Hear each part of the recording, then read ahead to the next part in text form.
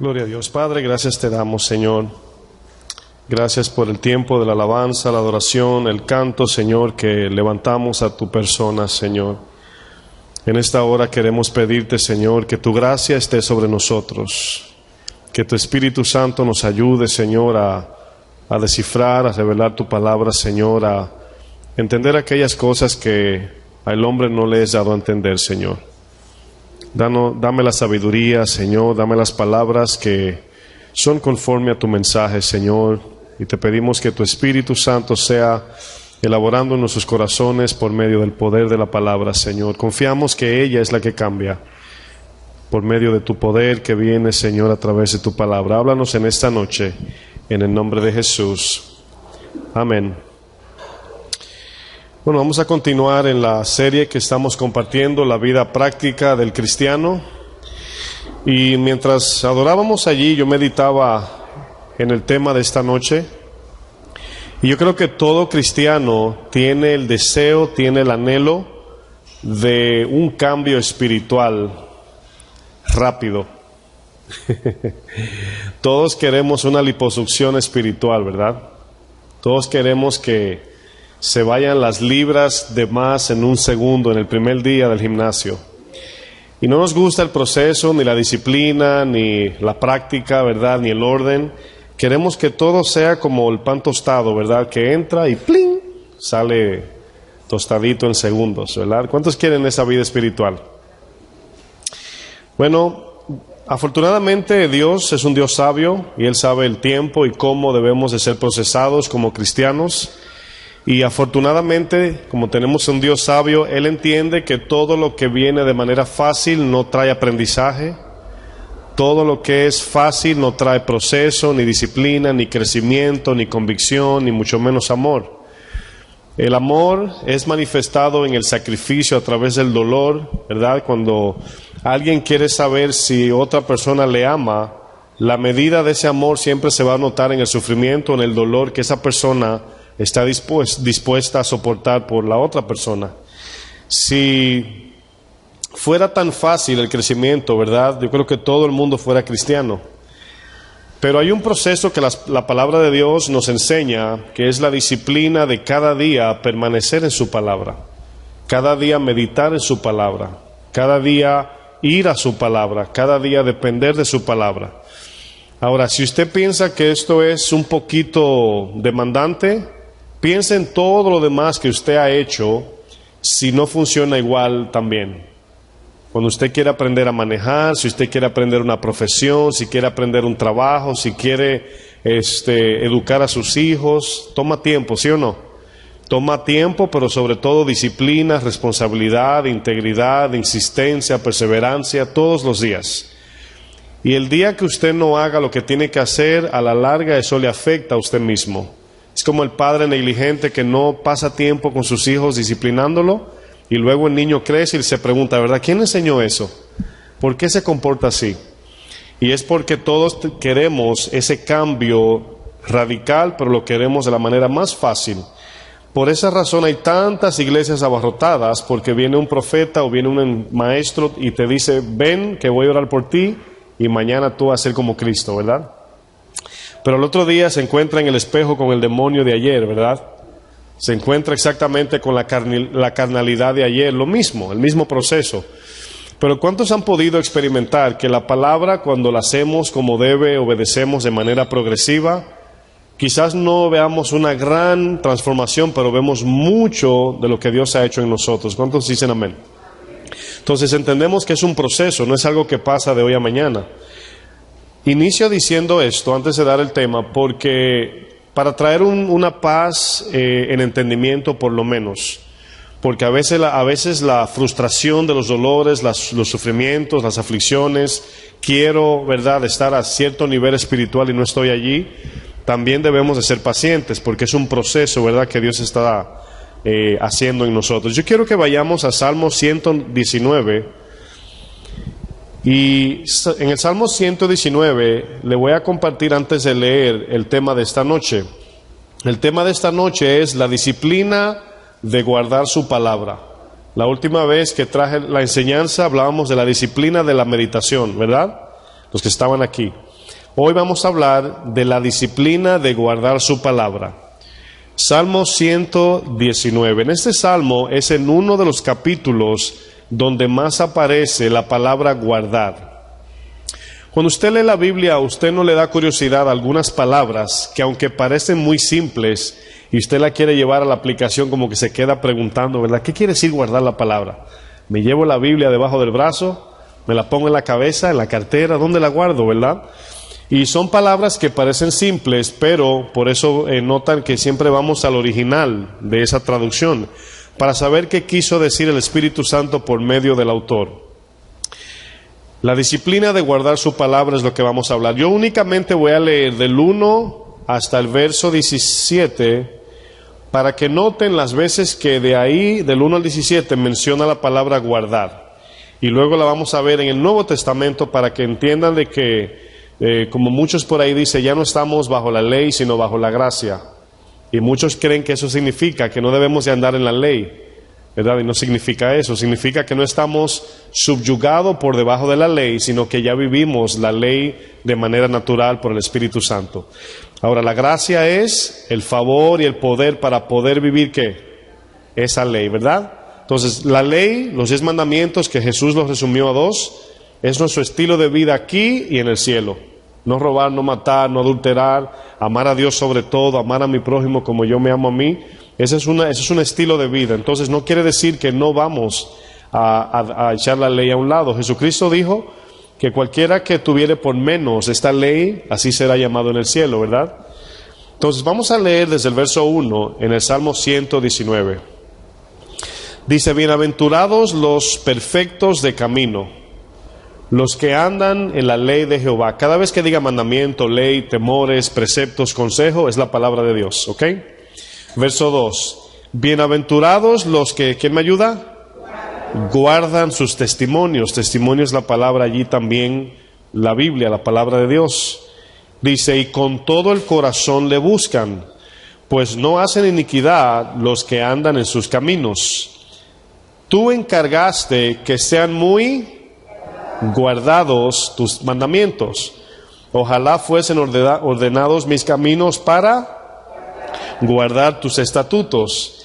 Entonces no sería yo avergonzado cuando atendiese a todos tus mandamientos. Te alabaré con rectitud de corazón cuando aprendiere tus juicios, tus justos juicios, perdón. Verso 8 dice, tus estatutos guardaré, no me dejes enteramente. ¿Con qué limpiará el joven su camino? Con guardar tu palabra. Con todo mi corazón te he buscado, no me dejes desviarme de tus mandamientos. Verso 11. En mi corazón he guardado tus dichos para no pecar contra ti. Bendito tú, oh Jehová, enséñame tus estatutos, con mis labios he contado todos los juicios de tu boca, me he gozado en el camino de tus testimonios, más que toda riqueza. En tus mandamientos, ¿qué dice luego? Eso fue lo que hablamos el último miércoles que estuvimos acá. Dice, consideraré tus caminos, me regocijaré en tus estatutos, no me olvidaré de tus palabras. Y luego dice al final del 17, o el último verso, perdón, haz bien a tu siervo, que viva y guarde tu palabra, abre mis ojos y miraré. Si seguimos leyendo, aparece muchas veces más la palabra guardar. Ahora, si usted piensa en guardar dinero, en guardar algo de valor, es muy fácil, ¿verdad?, entenderlo así. Usted está poniendo el dinero en el banco o en un lugar donde nadie se lo robe, ¿verdad? Si usted guarda algo, es porque tiene valor. Pero la palabra guardar aquí tiene una similitud. Por ejemplo, en el hebreo es la palabra shamar, con R al final. Significa proteger, significa cercar, significa velar, también significa atesorar. Esta palabra tiene el sentido de no permitir otra cosa más en nuestro corazón que no sea la palabra. Ahora mi pregunta es la siguiente, ¿dónde es que vamos a guardar la palabra? ¿Dónde? En nuestro corazón, ¿verdad? Ahí es donde la vamos a atesorar. Yo voy a leer ahora, vamos a Juan 14, para que veamos también en el Nuevo Testamento cómo Jesús también repitió esta palabra, pero aquí va a recobrar un poquito más de sentido. Juan 14, verso 15.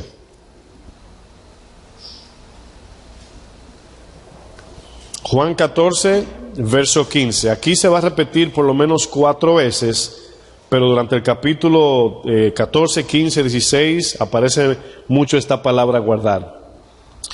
Ahora Jesús la pone aquí como una condición. En el verso 15, ¿están allí? Dice, si me amáis, oigan bien, si me amáis, o sea, ¿cuál es la identificación de que amamos a Dios? Guardad mis mandamientos. Si me aman, guardan mis mandamientos. Ahora bien, vamos antes de seguir leyendo, pensar en lo siguiente. El afán es el pensamiento intenso de algo que queremos con mucho deseo, pero que a la vez nos da miedo y temor y duda de que o lo vamos a perder o no lo vamos a alcanzar. Eso es lo que significa afán, afanarse. Si no hago lo que tengo que hacer, lo voy a perder o no lo voy a alcanzar. Eso lleva a un afán de vida. El afán y el estrés nos llevan a un punto donde se nos olvida lo más importante, aparte de eso que nos afana. No nos permite tener paz, no nos permite pensar en la palabra de Dios, no nos permite tampoco hacer lo que Dios nos manda, mucho menos guardar la palabra. Entonces, el texto habla de guardar aquí. Aquí la idea de guardar es aquel que tiene la palabra de Dios en todo tiempo en su corazón con el fin de responder a ella en cada decisión. Eso significa guardar. Imagínese que yo le diga a usted, oiga bien, vamos al monte, por ejemplo, en la noche, ¿verdad? Y suponiendo que es una necesidad de estar allí y se hace de noche y yo le paso a usted un cuchillo en su mano y le digo, mira, eso está lleno de osos aquí. Aquí tienes un cuchillo para que te defiendas, ¿verdad? Y comenzamos a caminar y de momento tú andas de mano a mano conmigo, pero de repente yo me desaparezco. En ese momento, pienso yo, usted aprieta más el cuchillo, ¿verdad? ¿Por qué? Porque esa es su única defensa. Es lo único que tiene para defenderse de aquel oso salvaje que si usted no tiene con qué defenderse, usted es pan comido. ¿Están aquí? Bueno, ese cuchillo, que la Biblia le llama la espada, es la palabra de Dios. Ahora, ¿por qué nosotros tomamos la espada y soltamos la espada? Como siempre digo, somos como bipolares espirituales. Porque a veces pensamos que la guerra espiritual es a veces. A veces pensamos que no siempre Satanás anda como león rugiente. O a veces pensamos de que no siempre se necesita la palabra de Dios para tomar una decisión, por simple que parezca. Y por eso estamos allí buscando la espada y soltando la espada. Pero el enemigo de las almas es muy astuto. Y cuando él ataca es cuando tienes la espada fuera de tu mano. Por eso es que aquí dice, si me amáis, guardad mis mandamientos. Y luego dice, y yo rogaré al Padre y os dará otro consolador. Aquí otro consolador quiere decir que mientras Jesús estaba con ellos, le ayudaba. Pero Jesús se tenía que ir, iba a venir otro ayudador. Dice, para que esté con vosotros, luego dice, para siempre. Ahora, para siempre tiene dos sentidos. Uno, lógicamente, es el eterno, pero el otro es, Jesús a veces estaba con algunos de ellos, a veces no, porque era un hombre de carne y hueso. Entonces aquí el Espíritu, una vez entrado en nosotros, estará allí hasta el fin del mundo, como dice Mateo 28. Dice el 17, el Espíritu de verdad, el cual el mundo no puede recibir, porque no le ve, ni le conoce. Pero vosotros le conocéis porque mora con vosotros. Se está refiriendo a Jesús allí. O sea, se está refiriendo al Espíritu, pero Jesús en ese momento. Y luego dice, y estará en vosotros, o sea, dentro de ustedes, ¿verdad? Ahora, Jesús Padre se conoce en el Antiguo Testamento como el Creador. Luego viene, dije Jesús Padre. Dios Padre se conoce en el Antiguo Testamento como el Creador, el Soberano, el Rey eterno, ¿verdad?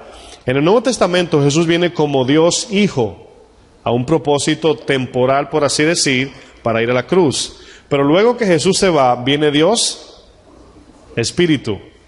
Dice primera de Juan 5 que los tres dan testimonio de que son uno. Y los tres dan testimonio en la tierra, la sangre, el agua y la palabra. Y el Espíritu allí, ¿verdad? Entonces Jesús dice que se va, pero nos va a dejar un Espíritu. Ese Espíritu, hermanos, tiene un idioma, un lenguaje. ¿Se llama cómo? ¿Cómo? La palabra de Dios. Para usted poder obedecer la guianza del Espíritu, usted necesita conocer su lenguaje.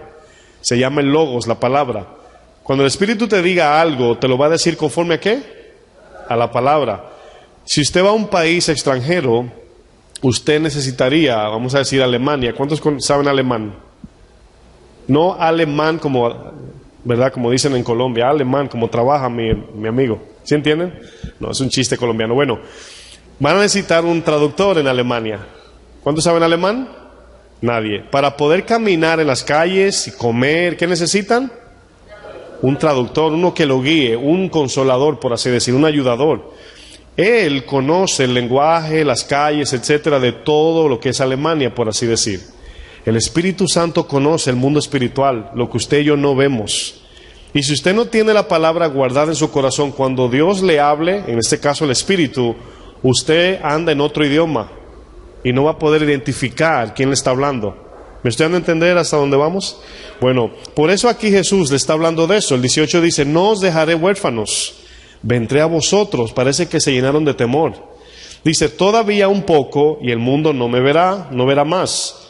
Pero vosotros me veréis porque yo vivo. Vosotros también, ¿qué dice? Viviréis. En aquel día vosotros conoceréis que yo estoy en mi Padre. O sea, lo que está diciendo es, en aquel día conocerán a Dios Padre y van a decir, es el mismo Jesús, pero también es el mismo Espíritu. Esa es la idea aquí del texto, verso 20. En aquel día vosotros conoceréis que yo estoy en mi Padre y vosotros en mí y yo en vosotros. El que tiene mis mandamientos y los guarda, y fíjense lo que dice, hermanos, ese, ¿quién es ese? El que los guarda, ¿verdad? Ese es el que me ama.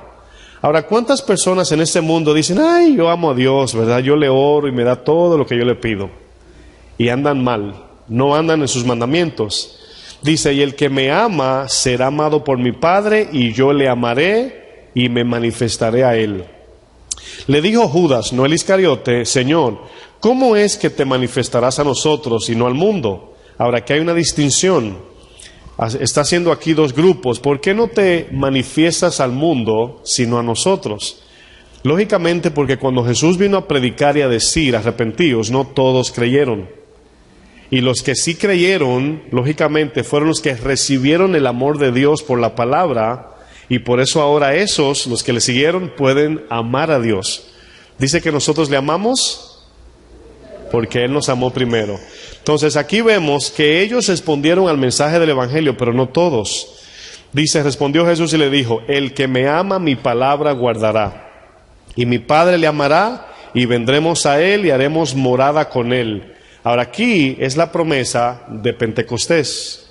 Haremos morada significa que ahora el Espíritu iba a morar ¿dónde? Y ahora se llama este cuerpo ¿cómo? Templo del Espíritu Santo, ¿verdad? Entonces luego dice 24, el que no me ama no guarda mis palabras, y la palabra que habéis oído no es mía, sino del Padre que me envió. Ahora, fíjense las veces que hemos visto en esos textos de guardar, guardar, guardar. ¿Qué significa esto? Así como ese cuchillo en el monte oscuro, que usted no sabe en qué momento vendrá el oso, debemos cada día andar con la palabra guardada, ¿dónde? En nuestro corazón. Ahora, para muchos esto se hace un poco difícil porque cuando somos nuevos creyentes estamos en esa bipolaridad espiritual.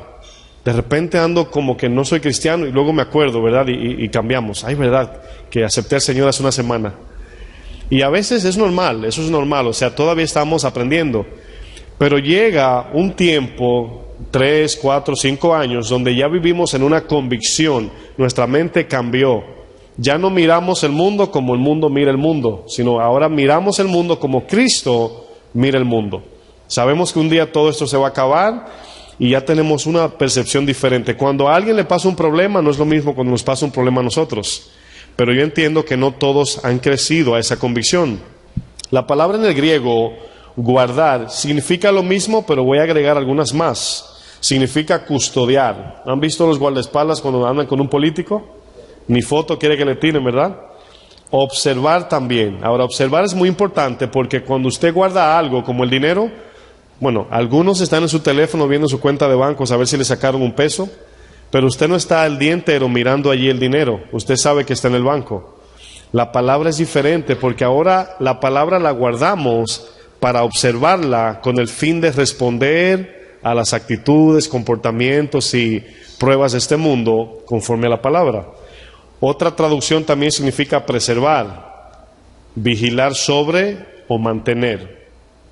La pregunta que nos hacemos es, ¿cómo podemos, una vez guardamos la palabra, andamos con ella guardada, cómo la podemos perder? Porque si nos está diciendo la Biblia, guarda la palabra, ¿es posible perder la palabra?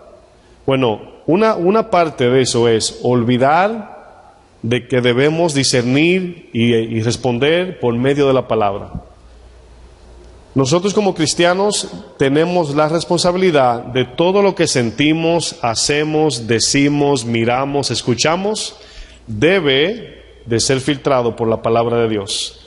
Pero si usted se le olvida eso, es como que estamos de atrás para adelante. Me meto en la palabra, a veces digo, eso es de Dios, pero a veces lo hago y luego me doy cuenta que no es de Dios. Y se van dando cuenta cómo nos convertimos en bipolares. Voy a leer un verso de Proverbios bien rapidito para ganar un poquito de tiempo. Proverbios 25-28 dice: como ciudad derribada y sin muro es el hombre cuyo espíritu no tiene rienda. La palabra rienda se utiliza para referirnos a los caballos. Y el que va montado en el caballo agarra las riendas con el fin de dirigir el caballo. Pero un hombre en un caballo sin rienda significa que el hombre está sujeto a la decisión del animal y no tiene destino, sino que el caballo corre hasta donde no hay más donde correr. Entonces, aquí la palabra nos ayuda a entender, y vamos entrando en materia.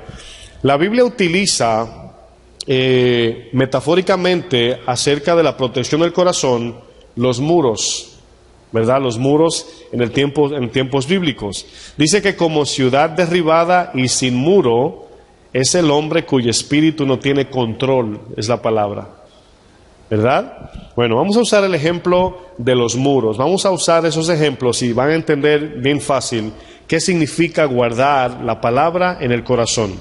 Ahora, quiero que noten que la Biblia también dice que guardemos nuestros corazones, ¿verdad? Guarda tu corazón, pero también dice guarda mi palabra.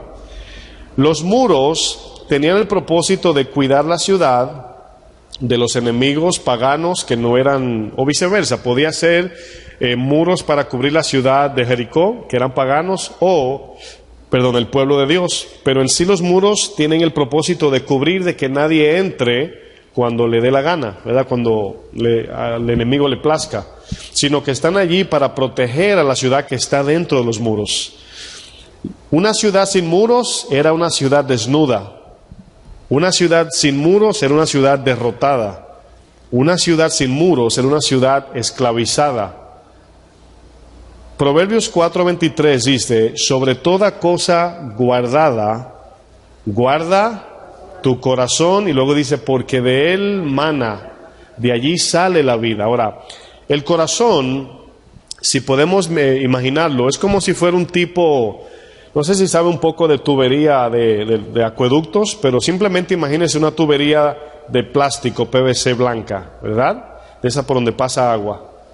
Entonces nuestro corazón es como ese tubo que tiene una entrada y una salida.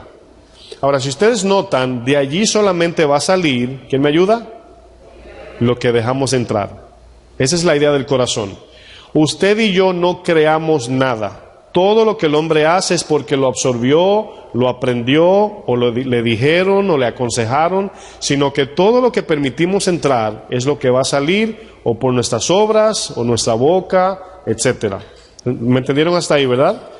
Entonces, fíjense, nuestro cuerpo ya como cristianos, nuestro ser, para poder vivir en vida cristiana, espiritual, debemos permitir primero que entre la palabra de Dios, la cual es el aliento de vida, para que cuando actuemos y hablemos, salga de allí lo que hemos guardado. Jesús también le llama al corazón como un cofre, donde atesoramos, ¿verdad? Lo que usted guarda durante el día es lo que usted va a manifestar o sacar de allí durante el día. Si usted no se llena de la palabra, usted no va a actuar conforme ni va a hablar conforme a la palabra. Es muy lógico entenderlo. Ahora, la práctica es lo difícil. Por ejemplo, En un castillo o en una fortaleza, estamos hablando en tiempos bíblicos, hay tres cosas sumamente importantes. Número uno, los muros. Número dos, la torre, luego lo voy a explicar. Y número tres, el atalaya.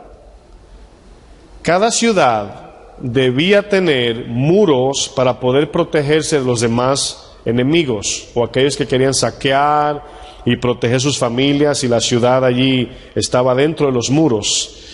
Ahora quiero hacer representaciones. La vida dentro de los muros, o sea, la ciudad, representa el corazón. En una ciudad estaba cercada de muros, y la gente que estaba dentro representa nuestro corazón, de donde está la vida. Los muros representan la palabra de Dios, en este caso. La torre representa a Cristo, o podemos decir el Espíritu Santo. Y el atalaya representa, ¿quién me ayuda? ¿Quién? Dígalo duro sin miedo, que no, ya lo mencioné, esa es la torre. El atalaya somos nosotros, los que vigilamos. Lo voy a repetir para que tenga sentido. La vida dentro de los muros, que es la gente, es el corazón. Los muros representan la palabra. La torre, que es más alta que los muros, representa el Espíritu Santo, nuestro protector. Y el atalaya somos nosotros. Ahora fíjense que es un trabajo en sinergia, en conjunto con Dios. Voy a leer un texto en Ezequiel 33, verso 6. Si me quieren acompañar, porque no le he dado permiso para que busquen ningún texto. Ezequiel 33, 6. Vamos a ver un ejemplo de atalaya allí.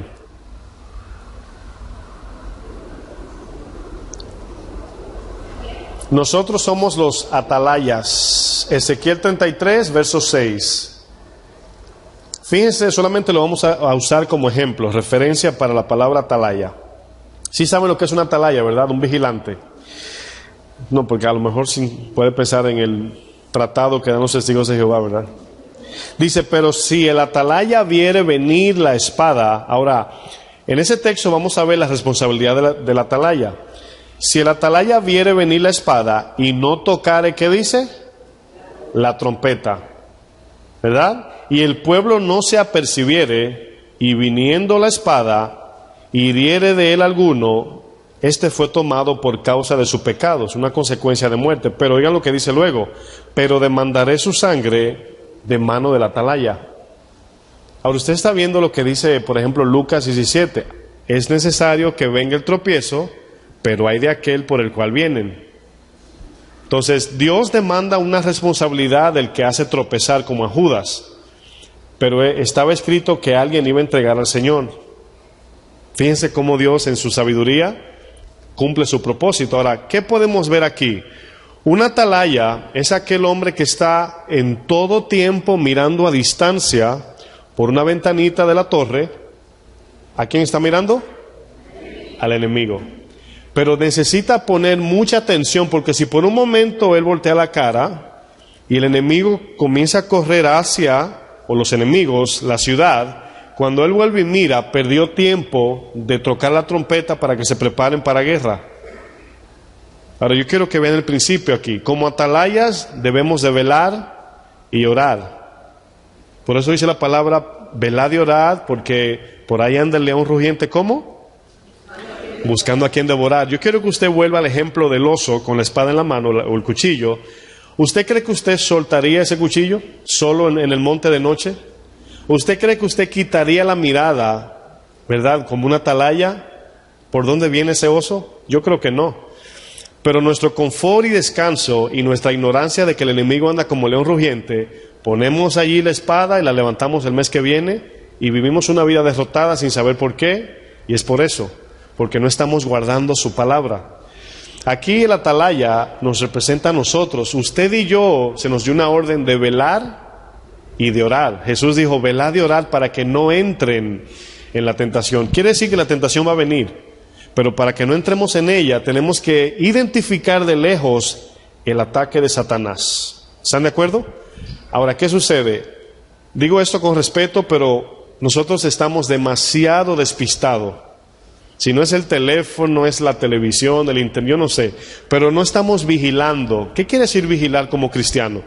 Todo lo que usted hace, toca, piensa, habla, debe de ser de manera bíblica. Hasta ir al baño, hasta beber agua, todo. Usted pensaría, a lo mejor el pastor está exagerando, pero si yo estoy en un lugar y me bebo esta agua y termino con la botella, ¿verdad? Y la dejo ahí, ¿es bíblico o no? Me está mirando y dice, ¿qué quiso decir? ¿Debo botarla en el zafacón o la dejo ahí? Ahora, no estoy exagerando, hermanos, de verdad la gente nos está mirando. La gente nos está mirando cómo nos comportamos, ¿sí o no? Y conforme a lo que decimos y hacemos, la gente responde, dice, ese muchacho que estaba predicando, esa muchacha que regó el tratado o me dio el papelito, yo la estaba mirando ya. Yo le he contado acerca de la iglesia en el Bronx, que hay una bodega de árabes al frente. Y uno no le está dando mente a eso, uno trata de hacer las cosas para Dios. Y un día yo entré y dice el árabe, yo siempre los miro a ustedes, me dijo. Digo yo, ok. Me dice él, sí, porque una iglesia por aquí, una cerca, dice, vienen y fuman, beben cerveza y se comen una menta y luego se van. Un árabe musulmán. Y me dice, pero yo veo a ustedes van bien. Así me dijo. Y yo me fui así derecho. Y dije, Señor, gracias, ¿verdad? Pero por eso es importante hacerlo para Dios, porque usted no sabe quién lo está mirando. Entonces, si estamos guardando nuestro corazón, miren, es tan delicado la integridad de nuestras vidas. Hay gente no cristiana más íntegra que nosotros, moralmente más educados, más prudentes, y toda la gente ve eso, hermanos. Entonces, para todo se necesita la Biblia, la palabra de Dios en este caso. La altura de la torre, que le mencioné anteriormente, representa la madurez del cristiano, porque mientras más alta la torre, más lejos podemos ver, más rápido identificamos el ataque del enemigo. ¿Cuántos vieron la película de Titanic? Levante su mano, por favor, si la vio. Ok. Los que no la vieron, todos saben que el barco se hundió, ¿verdad? Por lo menos. Ok, todos saben eso.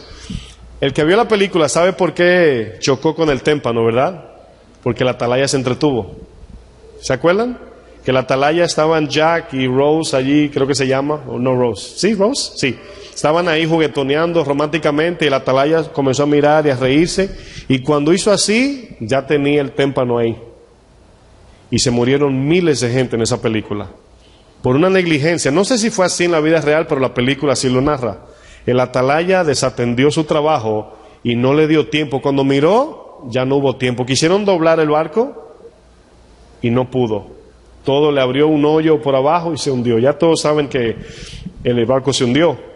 Pero fíjense la negligencia de un hombre. Por un momento de minutos, quizás fueron segundos, no identificó de lejos y se murieron miles, hermanos. Cuando usted y yo vivimos hacia la intemperie, hacia lo que venga lo que venga, el fatalismo, vivimos en derrota porque no andamos. Miren, hay dos cosas aquí. No solamente es atalayar, por así decir, al enemigo, sino prepararnos también para bendecir al necesitado. También se utiliza para eso, porque la atalaya le daba permiso al que venía en paz. Entonces, allí habla de discernimiento. ¿Están aquí? Segunda de Reyes 9:17, no tienen que buscarlo si quiere, pero cuando Jezabel, junto con Acab, fallaron a Dios, Jehú vino de parte de Dios a traer juicio a ellos. Y cuando llegaron al palacio del rey, en ese tiempo reinaba Acab, junto con reinaba Jezabel con su ayudante Acab, porque realmente era así. Vino juicio de Dios, hermanos. ¿Y qué sucede? Fíjense lo que dice el verso 17 de Segunda Reyes 9. Dice, y el atalaya que estaba en la torre, voy a usar 4 palabras como ejemplo aquí, como principio. Y el atalaya que estaba en la torre, ¿dónde estaba el atalaya? En la torre, ¿verdad? De Jezreel, vio la tropa de Jehú que venía. Fíjense, ¿vieron que vio? Y dijo, ¿veo qué? Una tropa. Y Joram dijo, ordena a un jinete que vaya a reconocerlos, y les diga, en pregunta, ¿hay paz? Ahora, fíjense aquí el punto. El atalaya está mirando que viene una comitiva, viene un ejército. Él no sabe que es Jehú. Envió un jinete, fíjense la distancia que lo vio, que ni lo pudo identificar. Ahora, todos sabemos que por causa del tipo de uniforme, ellos sabían de dónde venían. Si eran los filisteos, si era el pueblo de Dios, etcétera. Pero fíjense la distancia, a lo mejor veía el polvo, a lo mejor veía, no sé, solamente la silueta, pero envió un jinete corriendo que fuese allá a discernir si era amigo o enemigo. Ahora, aquí hay 4 palabras que quiero utilizar. La primera es el atalaya. Nosotros como atalayas tenemos la responsabilidad en todo tiempo de cuidar por medio de la palabra y mirar al enemigo cuando se acerca, ¿verdad? Ese es nuestro trabajo. La torre es donde se encuentra el atalaya. Usted y yo estamos en Cristo, ¿verdad que sí? En Cristo. Y esta torre, hermanos, ¿verdad? Era para poder ver de lejos a todo el que se acercaba a la ciudad, entiéndase el corazón. Tenemos que discernir de lejos. Mientras más alta la torre y la atención de la atalaya, más tiempo hay para prepararse y responder y no nos agarren fuera de base, como dicen en mi país. Pero luego vemos en el texto que envió a un jinete para reconocer. Y aquí reconocer, el atalaya debe de ser un experto en identificar desde una gran distancia si el que se acerca viene en son de paz o en son de guerra. En otras palabras, debemos de discernir cada cosa a ver si viene de Satanás o si viene de Dios. ¿Se acuerdan de Santiago 3 que dice que hay 4 voces o 4 tipos de pensamientos? El de la carne, el de Satanás, el del mundo y el de Dios, ¿verdad? Lo terrenal, animal, diabólico y la voz de Dios. Entonces usted y yo debemos estar siempre en esa torre identificando todo lo que entra por nuestros oídos, nuestros ojos y hacia nuestra persona. Pero fíjense que el jinete le hace una pregunta a Jehú. ¿Hay paz? ¿Por qué hizo esa pregunta? Quiero que por un momento piensen, por un momento. ¿Hay paz? Le pregunta el jinete a Jehú. Esa pregunta tiene que ver, oigan bien, y quiero que lo vean en el corazón, si le van a permitir entrar o no. Si no le van a permitir entrar, iban a hacer guerra con el que venía. Si le permiten entrar, bienvenidos. Quiero que piensen ahora, durante el día, cuántas cosas permitimos dentro de nuestros muros. Entiéndase el corazón. Televisión, teléfono en las calles, los ojos, ¿verdad? Tanto los varones como las mujeres, inmoralidad, chisme, crítica, todo eso va dentro de tu ciudad en los muros. Y cuando exigimos a esa ciudad que está amurallada, le exigimos vida, no va a haber vida, va a haber caos, porque estamos permitiendo contaminación allí. Van a haber aplicaciones al final para entender algunos puntos. Vuelvo a leer Proverbios 4:23, dice, sobre toda cosa guardada. ¿Tiene más sentido ahora? Guarda tu corazón. Ahora ya hablamos que los muros, ¿qué es? La palabra. Los muros son la palabra. La torre representa nuestra relación y práctica del Espíritu Santo en ese caso, porque para subirnos en la torre debemos de tener una relación con Dios. Y podemos discernir desde la torre. Esa torre representa la verdad también, que es el mismo Espíritu. Jesús dijo en Juan 14, el Espíritu de verdad. Entonces usted no puede identificar al enemigo si está fuera de la palabra. Quiero que entiendan eso. No podemos discernir a Satanás en la carne porque él es carnal. No podemos discernir a Satanás fuera de la palabra porque la palabra es nuestro sustento de verdad para contrastar cuando Satanás viene a atacar. Hay veces que va a parecer exagerada aquel ataque que puede venir hasta de un niño. Una sugerencia de un niño que no es bíblico vino desde Satanás. Y a veces como que no conciliamos eso. Es así, hermanos. Ahora, usted no va a reprender al niño, le va a decir, te reprendo, Satanás. O sea, no. Usted va a discernir para permitir o no lo que el niño le está pidiendo. Pero vivimos en una corriente donde el pensamiento está en todo tiempo flotando en el aire, hermanos. La corriente de este mundo, el sistema de este mundo, como la gente piensa, viste, habla, camina, baila, todo eso es parte de la corriente de Satanás. Pero usted y yo somos los que cerramos los muros o lo dejamos caer. Es responsabilidad de nosotros. Lucas 14:25. Otro ejemplo vamos a ver. No puede haber paz dentro de los muros si mis muros están caídos. Pero si los muros están levantados, tampoco puede haber paz si yo no discierno lo que permito entrar y lo que permito salir. Lucas 14:25, una historia muy famosa que usted la conoce, pero me imagino que la va a entender un poquito mejor hoy. Lucas 14:25, ¿están ahí? ¿Cómo dice arriba del 25 el subtítulo? Lo que cuesta, ¿verdad? Dice, grandes multitudes iban con él, y volviéndose les dijo, si alguno viene a mí y no aborrece a su padre, madre, mujer e hijos, hermanos, hermanas, aún también su propia vida, no puede ser mi discípulo. Aborrecer aquí simplemente significa amar menos, o podemos verlo así para, si alguien se ofende porque no es odiar a la familia, amar a Dios más que a todos, en prioridad. Eso significa amar menos. Ahora, fíjense lo que está sucediendo.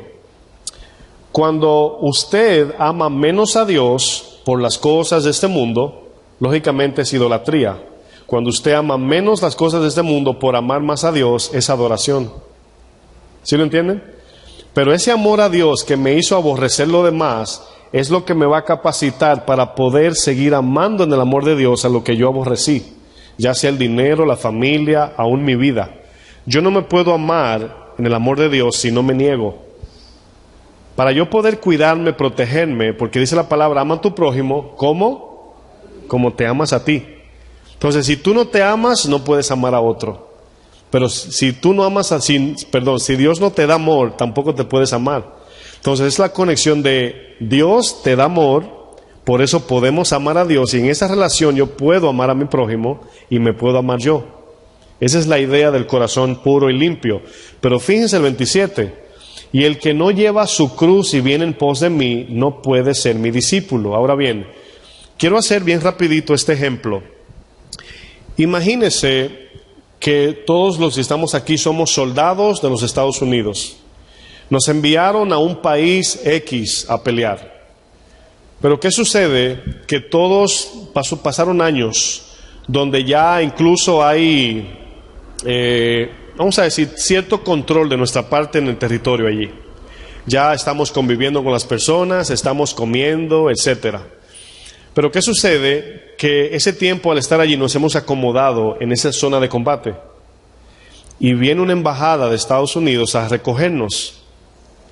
Si usted, oigan bien, si usted no se niega a lo que ese país ofrece, no lo pueden sacar de allí. Es como que le digan, tenemos que salir porque por donde vamos a pasar va a haber un combate, un enfrentamiento. Y si usted dice, ay, no, es que me gusta la fruta, ¿verdad?, de este árbol, es que el restaurante donde yo comía me gustaba mucho, y usted comienza a retroceder a eso, el que lo vino a rescatar dice, no, deja eso, deja todo eso, vámonos. Es como cuando alguien quiere en una casa que se está quemando, querer sacar las pertenencias. No, deja eso, si no te vas a quedar también. Es como la mujer de Lot. Si no te niegas a lo que quedó atrás, te vas a convertir en sal. Esa es la idea de Jesús en este texto. Si no se niegan, no van a poder. No es que Jesús nos está prohibiendo nada. Es que Él sabe que si no soltamos aquello, no nos puede salvar. Porque nos vamos a quedar como la mujer de Lot. ¿Sí se entiende, verdad? Dice, porque ¿quién de vosotros queriendo, ayúdenme? Verso 28, ¿quién de vosotros queriendo edificar una torre, no se sienta primero y calcula los gastos? Ahora notan que esa torre es el Espíritu Santo, que no lo podemos comprar ni nosotros edificar, sino que al negarnos, esa torre la forma Cristo, y nosotros permanecemos dentro de Él, en Cristo. Dice, no se sienta primero y calcula los gastos, y luego dice, a ver si tiene lo que necesita. Y aquí la idea es, hermanos, que Jesús está metaforizando aquí, exactamente en los tiempos bíblicos, de que la paz de una ciudad dependía de los muros y de la torre para poder enfrentar al enemigo y prepararse. Esa es la idea.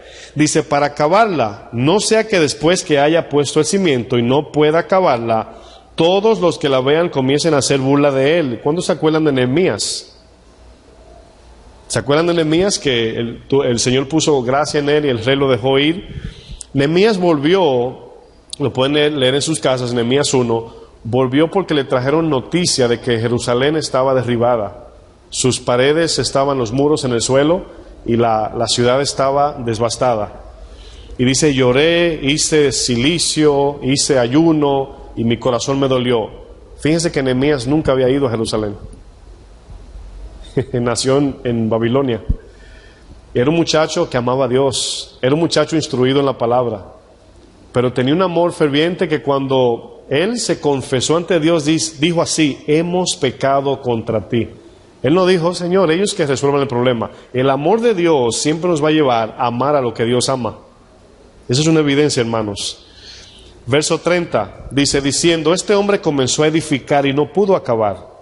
Y luego fíjense lo segundo, el ejemplo. ¿O qué rey, al marchar a la guerra contra otro rey, no se sienta primero y considera si puede hacer frente? Jesús está ejemplificando aquí, hermanos, nuestra pelea con Satanás. Le voy a poner más pequeño, con un demonito no podemos. No tenemos esa fuerza.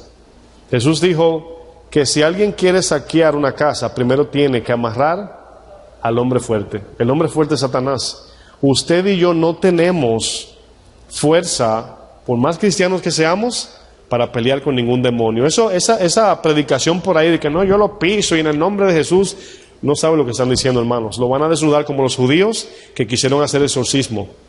Es el poder de Dios que nos cubre. Es Él que nos guarda, hermanos. Si Él nos suelta por un momento, nos pasa como al de, ¿cómo se llama? Al gadareno. Nos posee, porque no tenemos ese tipo de fuerza. Pero la palabra en nuestro corazón y el Espíritu guiándonos, Él pelea por nosotros, como en el ejemplo de Daniel, el ejemplo de Efesios 6 que habla de la armadura. Dice, considera si puede hacer frente con 10,000 al que viene contra él. Fíjense, tiene el doble de fuerza, pero es metafórico. Satanás tiene mucho más fuerza que nosotros. Dice, y si no puede, cuando el otro está todavía lejos, le envía una embajada y le pide condiciones de paz. ¿Sabe lo que significa eso? Seremos esclavos del enemigo. Si no levantamos los muros, si no levantamos la torre, y si no estamos como atalaya mirando y guardando la ciudad, el cual es nuestro corazón, hermanos. Dentro de los muros se encuentra la vida de la ciudad, así como dentro de nosotros se encuentra el corazón que nos da vida. Guarda tu corazón, porque de él mana la vida. Ya hablamos que los muros, ¿verdad?, son su palabra, la torre es el Espíritu Santo, pero la obediencia del cristiano como atalaya es lo que nos ayuda a vencer. Cuando yo pensaba en estos textos, me llegaban muchos ejemplos, porque a veces si se lee la Biblia aislada, es difícil entenderla, pero a medida que vamos explicando, hay textos que recobran vida. Y uno va diciendo, mira, yo he leído ese texto muchas veces y como que tiene un poco más de sentido ahora. Pero va a seguir creciendo. ¿Por qué? Porque a medida que usted va atesorando su palabra y usted va obedeciendo esa palabra, sus convicciones serán más y más firmes cada día. ¿Qué es convicción? Es cuando usted da la vida por lo que usted cree. Eso es convicción. Si a usted le ponen una pistola en la cabeza, ¿verdad? Por ejemplo, hermano Miguel, y le dicen, di que no eres mexicano, ¿qué tú harías? Mátame, porque no puedo cambiar eso. ¿Sí entiendes, verdad? ¿Entienden todos? Si a mí me dicen, te voy a disparar si no dices que no eres dominicano, digo, me tiene que matar, porque aunque lo diga, sigo siendo dominicano. Es una convicción personal. Nadie nos mueve de allí. Entonces las convicciones no se forman por el conocimiento nada más, sino por la aplicación del conocimiento. Usted puede conocer la Biblia, hermanos, de cabo a rabo, de principio a fin, hermanos. Se la puede saber de memoria, el Salmo 119. Y si usted no lo pone en práctica, nunca va a haber convicción en su corazón. Nunca lo va a haber. Vamos a la aplicación. Todos queremos cambiar, amén. 3 puntos en lo que es la aplicación o nuestra tarea. Número 1, limpiar. Número 2, edificar. Número 3, vigilar. Hay un principio, creo que mi esposa se lo sabe. Mi amor, el que dimos en el instituto, ¿cuál es? Vaciar, limpiar y llenar. Ahora, eso es un principio aparte, es parecido a esto. Yo di en el instituto un principio de vaciar lo que hay en el corazón, luego limpiar el residuo y luego llenar de la palabra. Pero en ese caso, estamos hablando de proteger el corazón, de guardar su palabra. Vamos a traer una segunda parte de esto también. Número 1, limpiar. Número 2, edificar. Número 3, vigilar. Todos entienden que no podemos levantar los muros si dentro de la ciudad hay contaminación, porque estaríamos guardando no la palabra, sino las cosas que no son de Dios. Quiero que vayamos a Lucas 11:24. Vamos a explicar lo primero que es limpiar. Ahora, le voy a preguntar, mientras usted busca, ¿qué es lo que limpia el corazón? La palabra de Dios. ¿Se acuerdan de Jesús cuando le lavó los pies? Que le dijo, ¿ya vosotros estáis limpios? Por la palabra. En Juan 15 también le dijo, ¿verdad? Ya vosotros estáis limpios por la palabra. Lo primero que la palabra de Dios hace al no creyente, al nuevo creyente o al que se va a convertir, es comienza a limpiar su corazón para recibir el Espíritu Santo. Hoy es algo instantáneo, es casi simultáneo, el que cree. Entra la palabra, limpia, el Espíritu Santo saca al hombre fuerte, por así decir. Lucas 11:24. ¿Cuántos llegaron? Dice, cuando el espíritu inmundo sale del hombre, anda por lugares secos buscando reposo. Aquí está hablando de demonios. Yo lo puedo interpretar porque Jesús está hablando antes de la cruz, el cual Satanás tenía dominio de posesión y tenía, por ejemplo, ¿se acuerdan la mujer 18 años bajo yugo? Bueno, cuando Jesús va a la cruz, Satanás es vencido. Y el único poder que Satanás tiene ahora es de convencimiento. Ahora, usted preguntaría, ¿no hay gente que se poseen demoníacamente? Sí, no, ¿verdad? No he estudiado eso tan a profundo. Mi convicción es que ya casi no se ve eso. Lo irónico del caso es que usted nota que las iglesias emocionales aparecen endemoniados, pero en las que no lo son, como que no se manifiestan. Entonces está raro eso allí, luego lo vamos a estudiar. Pero lo que quiero decir es que Satanás ahora es por medio de la corriente, del pensamiento, ¿verdad? Etcétera, etcétera. Entonces aquí Jesús venía sacando el dominio de Satanás de aquellos que creían. Y el espíritu que Jesús sacó aquí, por la palabra, dice que andaba por allí. Ahora, esa es la diferencia para no confundirnos. Cuando Jesús predicaba, la gente no recibía el Espíritu Santo, sino que todavía había que esperar la promesa de su venida del Espíritu Santo. Nosotros hoy, cuando creemos, es los dos. Viene el Señor y toma control inmediatamente, que nacemos de nuevo, el Espíritu entra, etcétera. Entonces aquí vamos a ver el 25, dice, cuando me adelanté. Cuando el espíritu inmundo sale del hombre, anda por lugares secos buscando reposo, y no hallándolo, dice, volveré a mi casa. ¿Cuál es la casa? ¿Verdad? Allí yo les diría el corazón, ¿verdad? Dentro del ser. Y luego dice, de donde salí, le llama su casa. Y cuando llega, la halla ¿cómo? Barrida y adornada. Ahora fíjense en algo. Ahora nosotros, es un ejemplo que voy a usar, cuando comenzamos a limpiar nuestro corazón, alejarnos de aquello que a Dios no le agrada, debemos de tener mucho cuidado de entonces permitir la contaminación otra vez y estar en dos aguas o en doble ánimo o un pie aquí, un pie allá, porque nunca entonces veremos victoria espiritual. Estaremos viniendo a la iglesia en vano. No sé si me doy a entender. Amén. ¿Están aquí? Entonces, nuestro trabajo inicial, hermanos, es lo que Jesús hizo, limpiar, comenzar a sacar todo aquello que a Dios no le agrada. Una vez estemos limpios, yo sé que no vamos a estar 100% limpios, pero aquellas cosas que predominan en el corazón, debemos de comenzar a levantar los muros de la palabra. Ahora, esto es una edificación que se lleva toda la vida. Nunca llegamos a subirlos todos y nunca permitir nada, siempre entra algo. Pero estamos en esa lucha de sacando lo que entra y levantando los muros más altos. Ahora le voy a dar un consejo. Levante no solamente los muros más evidentes, a lo que me refiero es, usted ya sabe de qué pierna cojea, sino de aquellas posibles cosas que lo pueden llevar a pecar. Y cuídense de la palabrita, no creo que eso sea malo. Cuídese de esa palabrita. Levante muros que no le permita a usted entrar en su palabra, adorarle. Levante muros, cuando yo digo levante muros es, saque cosas de su vida que le está haciendo perder tiempo. Saque cosas de sus vidas que le está quitando el tiempo de orar, estudiar, meditar, hacer lo que Dios le manda. Por muy bueno que se vea, a muchos se le hace difícil porque esa es su fuente de vida y no la palabra. Y cuando no dependemos únicamente del agua de Dios, ahí estamos siendo idólatras con la televisión, por ahí anda el fútbol, se puede ver, pero no idolatrar. Y si no lo veo, ¿verdad? No hay que enojarse, amén. Yo no soy futbolista, entonces puedo hablar con mucha convicción de eso. O sea, Dios nos permite disfrutar, pero no que hagamos de eso un Dios. Entonces la fuente de agua debe ser Cristo, para que cuando yo comience a quitar cosas que me afectan, yo no me quedo vacío, sino mi satisfacción es Cristo nada más. Entonces, al levantar los muros, hermanos, estamos gozosos, llenos de vida en el Señor. Pero yo también entiendo que es un proceso.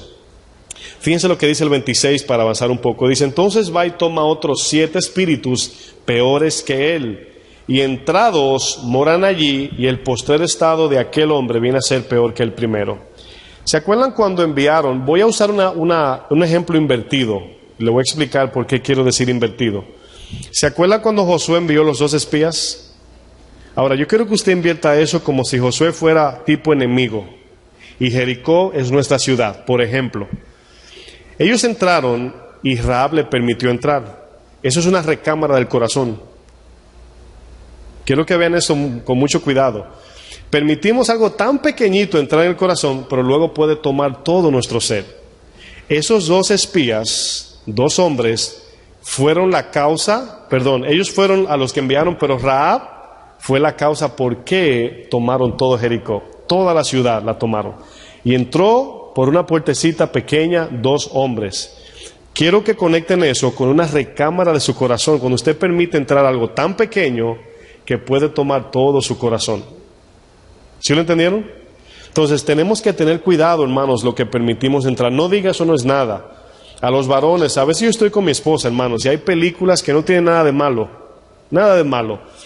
Pero de repente pasa una mujer allí media, ¿verdad?, mal vestida.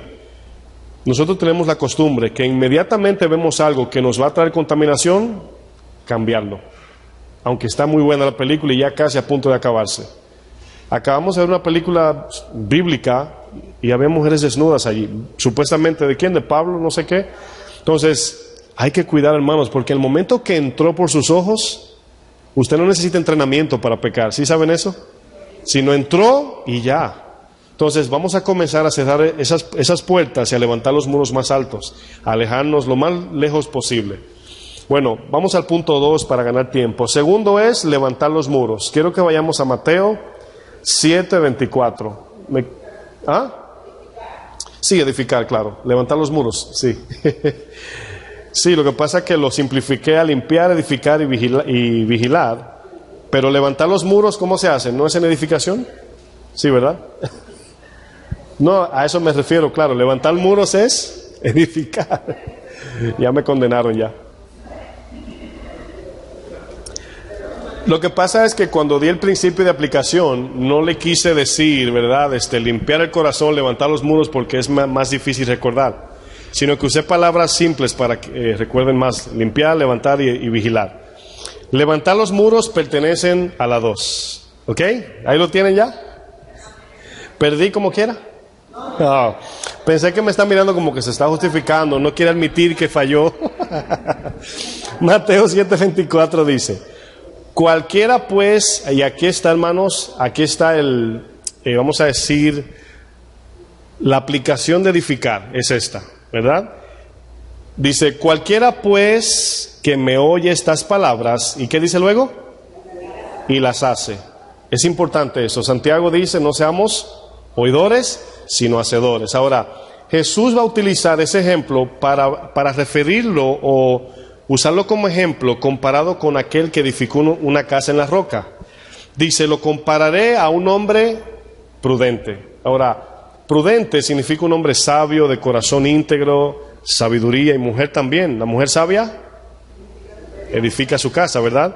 Entonces ahí vemos, hermanos, que Jesús está diciendo que el que oye sus palabras y las hace es como un hombre prudente que edificó su casa sobre la roca. Lo que pasa es que no me dejaron hablar, ahí está la palabra edificar.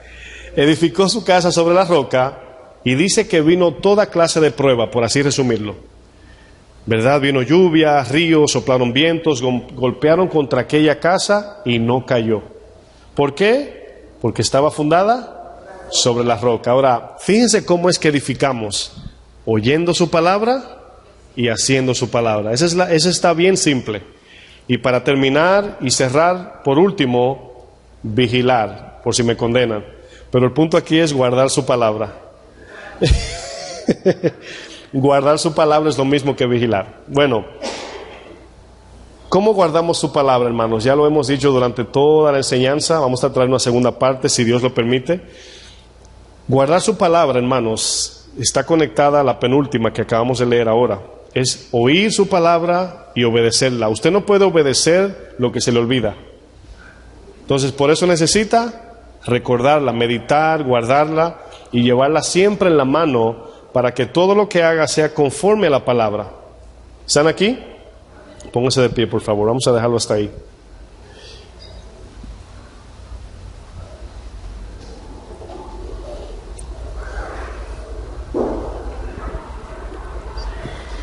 Padre, gracias te damos, Señor. Tu palabra, Señor, es más que suficiente. Tu palabra es perfecta, tu palabra nos transforma, tu palabra es lo que debemos de guardar en nuestros corazones para que cada día, en cada momento, en cada situación, podamos estar en victoria, pero sobre todo tener una ciudad en paz. A lo que nos referimos es a nuestro corazón, de cuidarlo y protegerlo con los muros de tu palabra, con la torre del Espíritu Santo, y nosotros mirando a través de esa apertura y esa ventana que es tu palabra, Señor, mirando cuando el enemigo se acerca o si viene alguien de tu parte, de permitirle entrar o cerrar la puerta. Ayúdanos, Señor, a crecer en esta disciplina, Señor, a siempre examinar y vigilar, así como la zona de seguridad del aeropuerto, donde ellos nos mandan a quitarnos los zapatos y las correas y todo, para no permitir que nada entre allí que afecte el vuelo. Así también nosotros, cuanto más nuestro corazón, de donde emana toda vida. Ayúdanos, Señor, a seguir entendiendo, aplicando y tener esa paciencia de esperar el fruto que siempre llega a tiempo, Señor. Yo te pido por mis hermanos, Señor, que están aprendiendo tu palabra, que tu Espíritu siga completando lo faltante y que podamos cada uno de nosotros responder a ti, Señor, en lo que hemos aprendido. En el nombre de Jesús. Que el Señor les bendiga, mis hermanos. Buenas noches.